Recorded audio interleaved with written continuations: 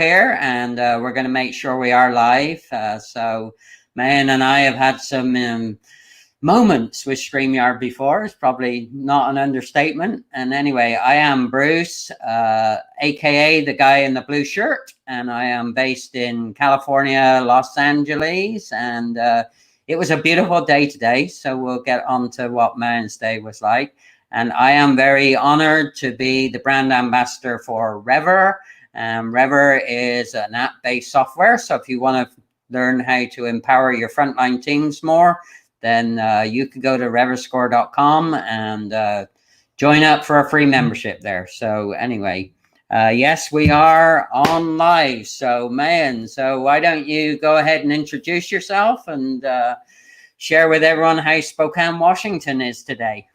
Yeah, absolutely. Thank you so much. I really appreciate the opportunity to be here and speak with you, have an amazing conversation. My name's Maayan Gordon, and who introduce myself. Man, what a hefty package. I would say I am a marketer. I am a glass blower. I am just someone who really cares about other people. And naturally, I think that takes me in a lot of different directions at times. And Spokane today was snowing for most of the day.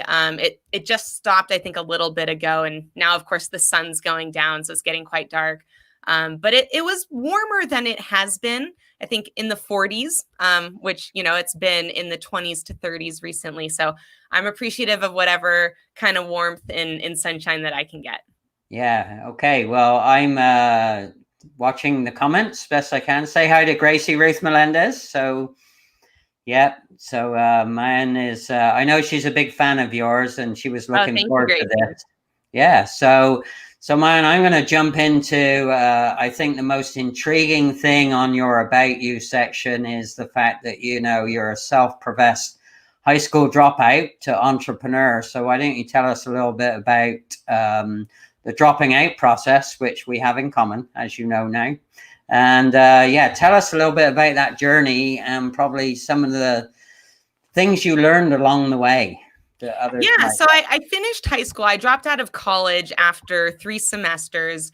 And that was because when I went to college, I thought it was more or less the only option to become a successful person and human being. I kind of grew up in that classic rhetoric around either you're going to go to college and get a degree and make something of yourself, or you can get a job, but you're going to be a bum if you just get a job. And this was really messaging from both my parents, but also the school I went to. I went to a really, really prestigious school in Seattle, Washington called Lakeside School. And they weren't necessarily telling us that we would be bums if we dropped out, but literally every single person graduated and went to college. There was, I think, 1 or 2 people who went off to Europe and got to go gallivanting on some adventures in what they called a gap year, but with the assumption that they would then go to college. So while I was in college, I realized that it just wasn't, 1, making me happy, but 2, I just didn't feel like I was learning anything compared to the amazing amount that I really did learn in high school. And I imagine a lot of it had to do with personalized attention, from teachers and lack thereof in college, but also just sheer class size, going from classes where it was 15 people to, more than 100 people. And I didn't like it at all. So after a lot of battling emotionally and mentally about making this choice, it came to finals time in the 3rd semester, and I made it all the way through to finals. I had A's and B's in my classes, was doing just fine, but I kind of imploded emotionally about having to study for all these finals in a really intense way where I wasn't enjoying all of it. And so I was like, I cannot commit all of this time to something that I simply do not enjoy at all. And so I dropped out and started doing freelance copywriting full time. Luckily, I'd been freelance copywriting in college. So it was pretty stable financially for me when I dropped out. And that's how I got into the world of entrepreneurship. So what was your first company that you set up? Because I know you have multiple interests there. Yeah, so my first company that I ever started was called 2K Diffuser Beads. And we called it 2K Diffuser Beads because we thought diffuser beads was too plain and not branded enough. So we were like, what could we call it? And so we came up with this 2K, which standard for Clever Creations. And that was going to be like the name of our larger brand, and diffuser beads was more or less just a product that we created. And basically they were airsoft BBs that we repackaged into jars and sold to stoners to put in their bongs as a novelty and kind of low functionality product. And they took off really, really well, and people loved them. And we did that for a while before I got burnt out on it. Right. So were they made of glass? Was that your... No, they were literally airsoft BBs. So they were made of plastic, high grade plastic. Oh, wow. And so when you say stoners, what do you mean? I'm not familiar with that term, so help me. Cannabis smokers. So people who smoke weed. Yeah. Oh, okay. I thought you meant like a stonemason. So huge. I've got a lot of lingo for sure. Hey, it's amazing to me how one word can have so many multiple meanings, right? Absolutely. Depending on the culture, country, your background, your age, I mean, all sorts of stuff. So yeah. Yeah, well, I think that the classic older term would be potheads. Oh, okay. Yeah, I know. You're right. Well, actually, I have a term I love to work with high potential leaders, and my nickname for them is high pots. And some people think when I talk high pots, of which, I see you as being a high pot, people think, why are you talking pot? It's like, so it's kind of fun. So, and I know you've recently formed with your partner, Jess, right? Another company. So talk a little bit about that. And then I want to talk about the glass blowing that you do. Yeah. So this is part of why I love LinkedIn so much. Is it connects you with people who have similar interests, similar values, and sometimes people in the same city as you, although tons of international connections as well. And so I found Jesse through LinkedIn. Really, I think he found me more than I found him. We met up locally, just started talking and getting to know each other. And he started offering me some help on my business around social media marketing and consulting. Right. And then after a while of seeing me progress and make really, I would say, steady progress towards my goals, he saw me as someone that he wanted to form a business with. And I similarly saw that he was someone who could really, really help me in the areas where I was weak around financial planning, forecasting, some of the leadership development that I knew would be really important with a larger company. And so we started Champion Empire, where our mission is to equip and empower champions from all over the globe to lead within the business community. And we do that in a variety of different ways, from, again, like coaching and leadership workshops to helping people get their story and their message out there. Because really, every single person, especially you guys watching this right now, you all have such an incredible amount of value to add to the world. And sometimes it's really hard for people to start sharing their stories and their messaging, especially if they're a little bit more introverted.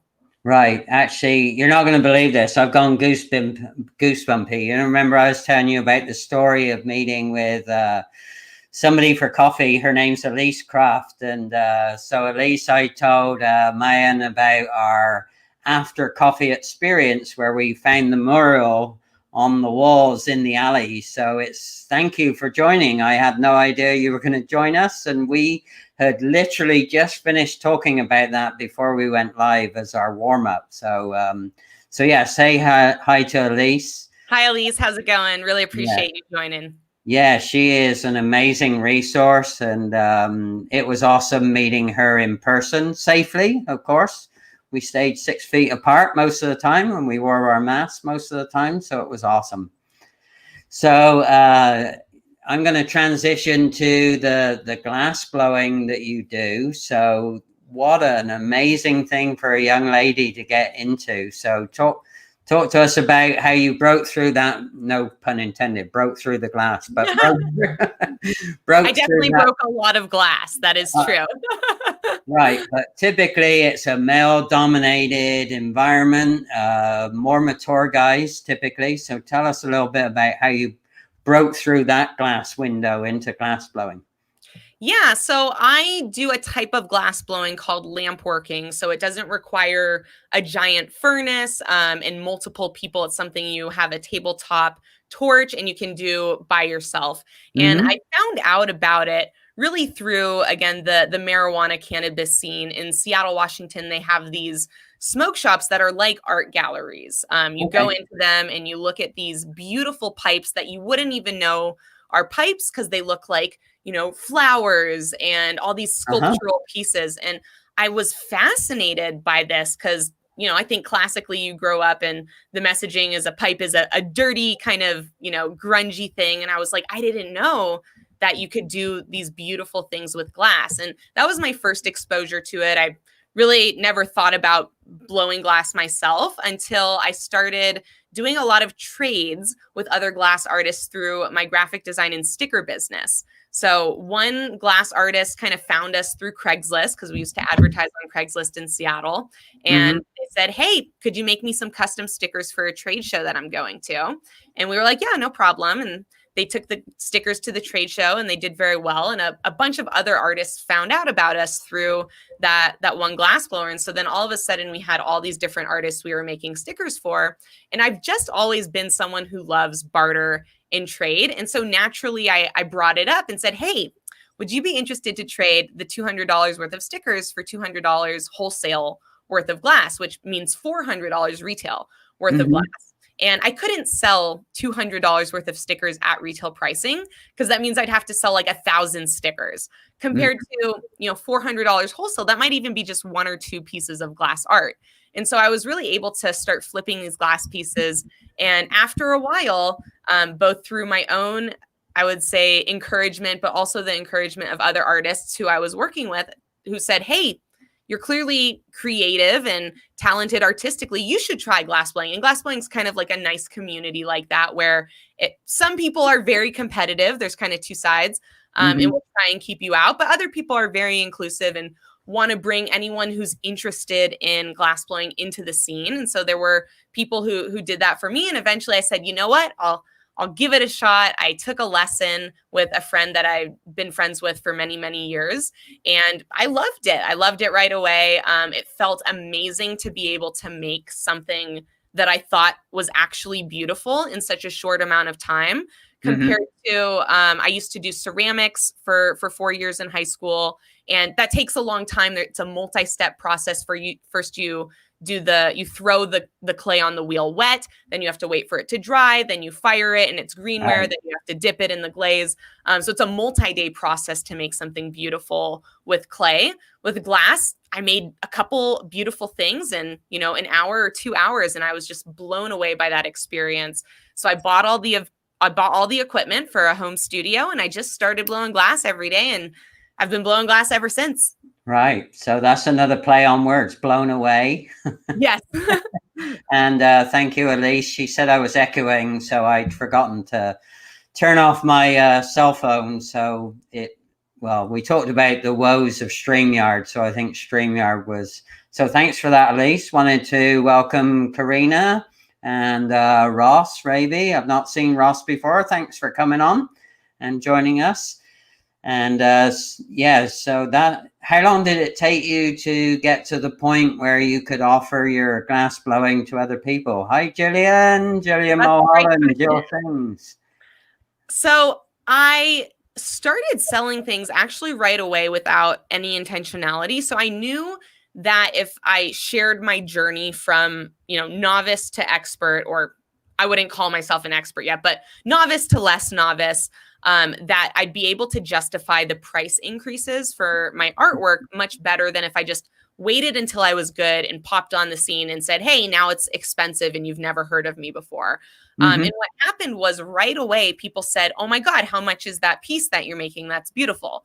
And not everyone said that. Of course, there were a lot of people who said, hey, that's not very good. Your art's not great. You probably shouldn't post that. You shouldn't even be doing it, by the way. But some people were like, hey, that's beautiful. Can I buy it? And at first I was like, nah, it's not really like strong enough. It's not technically a sound art piece. And I said, we don't care. It's beautiful. We think it's beautiful. And I realized, who am I to tell them that it's not good enough if they're telling me that they really enjoy it? And so I started selling pieces for, $10 to $30 pretty early on, probably month 1 or 2, which to me was shocking. I thought it would take me years to get good before anyone wanted to buy anything. And then it was probably a year and a half before I felt that my work was pretty decent quality. Right. Well, it's really funny. I want to go back to Elise. Elise posted about being grateful for compliments, and what you just said is, beauty is in the eye of the beholder, right? So what I may like, a lot of other people don't. And hi, Jillian. So Jillian, have you seen Jillian?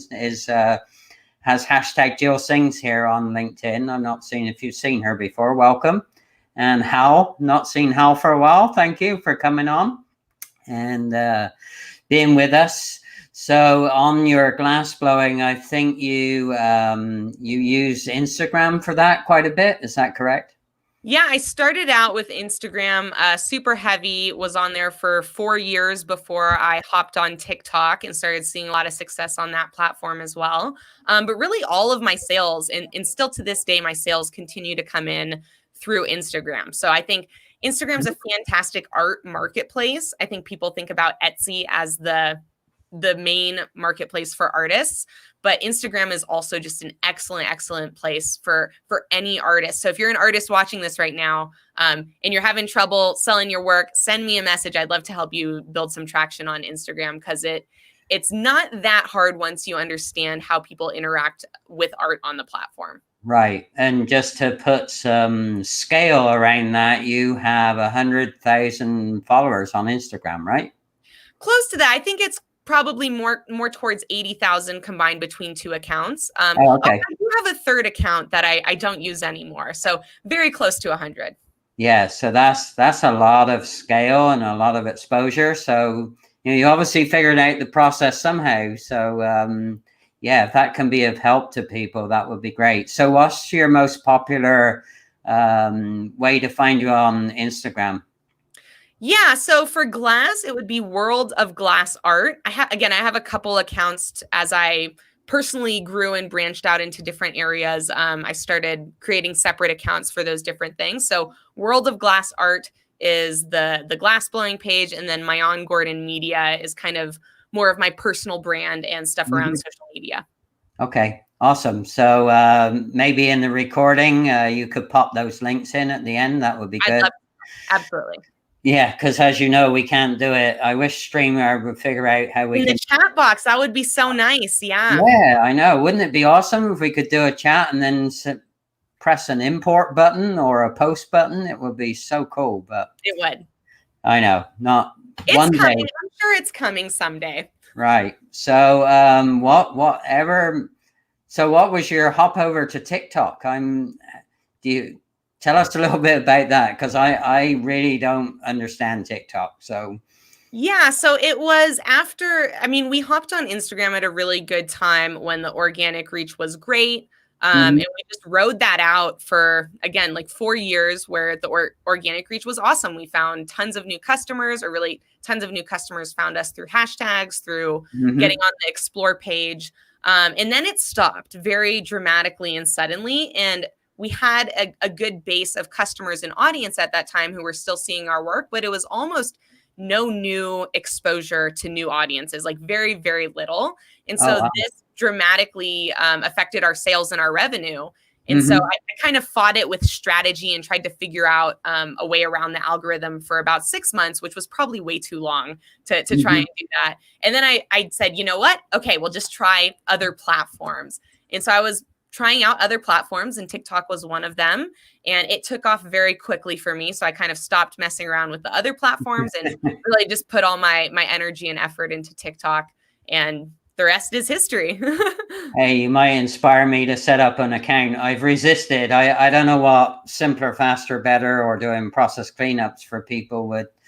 I don't know how I would market that on TikTok. But so what do you market on TikTok? Tips would work really well. Huh? Quick tips would work really well in any single category, like no matter what it is that you do for a living. If you can share 3 quick tips in a 15-second video, that tends to do really well with TikTok. Okay. So what is your favorite quick tips that you share? I don't share a lot of quick tips because it's not relevant to my audience to share tips around glassblowing, because most of them aren't glassblowers. So I share more educational info around did you know? So okay. So there's a lot of different ways to structure educational content, but I'll do did you know and then 3 quick facts more or less about glassblowing. So that's my go-to structure for educational content. Yeah, that's kind of cool. Did you know? So did you know, is there a popular glass? Is there a popular color or texture of glass, or how does that work for you? Yeah, that would be a really good series to do. So the colors in glassblowing is a really interesting thing to look at, because on the borosilicate side, which is what lamp workers use, myself with the tabletop torch, it's different than soft glass. Like they have different color, and it's different chemistry that makes up the glass. And up until 15 years ago, there were like 4 colors. There was cobalt blue, named for the cobalt in it. There was amber, like an amber yellow. There was green, and there was like a yellow, which was kind of similar to amber, but amber was more brown. And then these American glass artists started experimenting with making all these new colors, and now there's minimum 200 different colors, but probably at least 500 different colors of borosilicate glass.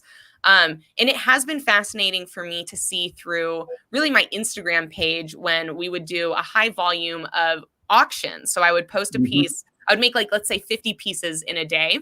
And then I would post all of them up for auction on Instagram, meaning I would post a video or a picture of the piece. And then in the description, I'd post the auction rules. So starting bid is this, increments of this, going to end at this time. Here are the payment terms. And then afterwards, I would direct message the winner of the auction and just get payment from them, usually through PayPal or Venmo or Cash App. Sure. And I found that within one design where the pieces were all exactly the same, save for the colors being different, sometimes a piece would go for $10 and sometimes it would go for $40 or $50, simply because the color was that much more popular or desirable. So I just found that fascinating.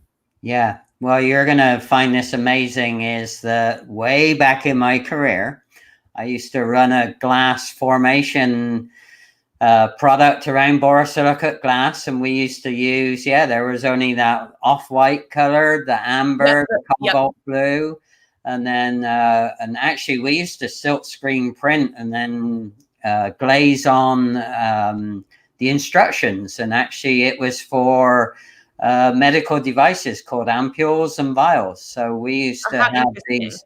Yeah, so it's amazing. I didn't realize you used borosilicate glass for your desktop because of the temperatures. So yeah, and I think that has to do a lot with the smoking side, in terms of when you are applying heat. Borosilicate's much stronger and more resistant to heat changes, and so it can withstand hotter temperatures and colder temperatures without breaking the same way that soft glass might. Yeah, that's right. Yeah, we used to then harden it, especially if we were silk screen printing something on the outside. And it used to go through a moving oven called a layer, but basically it was a furnace. Cool.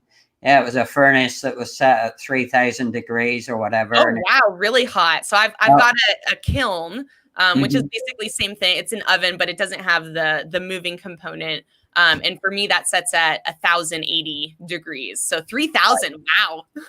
Yeah, I know. Well, it was pretty high speed. You know, we were making ampules and vials at, 120 units a minute. So, oh, wow. That's amazing. And there were these amazing old machines that used to spin the glass and pull it and stretch it and push it into how cool. all these amazing shape items for everything from injectables to, rare drugs that they had to preserve over a long period of time.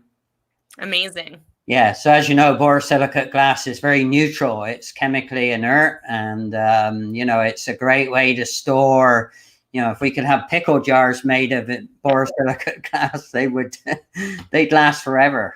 Right. Yeah. Well, good. So, what would be, so if somebody's watching this and they're thinking, oh my goodness, I'm I'm, in the same age space of you, and I've got these ideas, and I'm fed up with, being contained. What would be the top couple of tips you would offer people to get on their journey to become an entrepreneur? Yeah, ooh, that's a tough question. I would say number one would be explore, and I'm going to use the word explore instead of research. So I think research can sound really boring to people who don't I come from a scientific background. Both my parents are PhD scientists. My dad's actually a midwife, but he's very scientific and sciencey. And so for me, I love the word research. Research is fun. But really, I think if you're not someone who's inclined to connect with that word, it's explore, see what is out there, both on the information side and the opportunity side, and see what other people are doing around the thing that you want to be doing, or even just the thing that you're interested in that subject matter. Because you might get some just incredible ideas from looking to see what you find. So that would be my first step.